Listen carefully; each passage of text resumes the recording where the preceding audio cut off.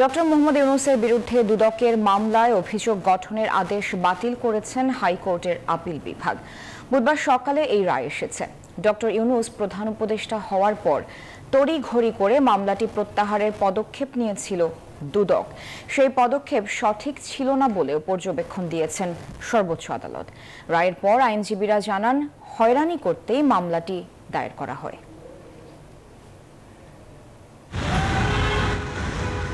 25 কোটি 22 লাখ টাকা আত্মসাৎ এবং অর্থ পাচারের অভিযোগে 2023 সালের 30 মে ডক্টর মোহাম্মদ ইউনূস সহ 7 জনের বিরুদ্ধে মামলা করে দুদক। গত বছরের 12 জুন মামলাটিতে 14 জনের নামে অভিযোগ গঠন করেন ঢাকার বিশেষ জজ আদালত 4।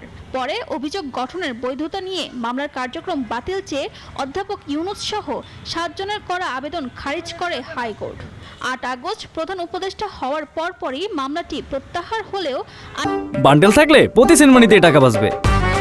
বিকাশ সেনমানি বান্ডেল কিনে জিতুন প্রতি লেনদেনে। আইনগতভাবেই সুরাহা করার সিদ্ধান্ত নেন ডক্টর ইউনূস। হাইকোর্টের রায়ের বিরুদ্ধে আপিলের ওপর শুনানি শেষে বুধবার সেই দুর্নীতির মামলা বাতিল করেছেন আপিল বিভাগ। কোনো ডিভিশন নাই, সবাই একমত হয়ে আজকে সিদ্ধান্ত দিলেন, রায় ঘোষণা করলেন। আজকে সত্যের বিজয় হলো এবং আইনের মাধ্যমে এই মামলা থেকে ডক্টর মোহাম্মদ ইউনূস সহ বাকি যারা 7 জন আছেন সবাইকে এই মামলা থেকে খালাস দিয়েছেন। রাজনৈতিকভাবে হয়রানি করতেই এই মামলা করা হয়েছিল জানিয়েছে দুদক।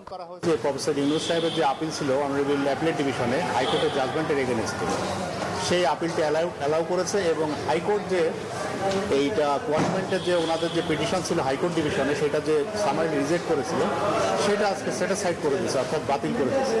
ডক্টর মোহাম্মদ ইউনূসের বিরুদ্ধে আর একটি মামলা আপিল বিভাগে বিচারাধীন, সেটিও আইনগতভাবে মোকাবেলা করা হবে জানিয়েছেন তার আইনজীবী। ফারজানা রিয়া, নিউজ 24, ঢাকা।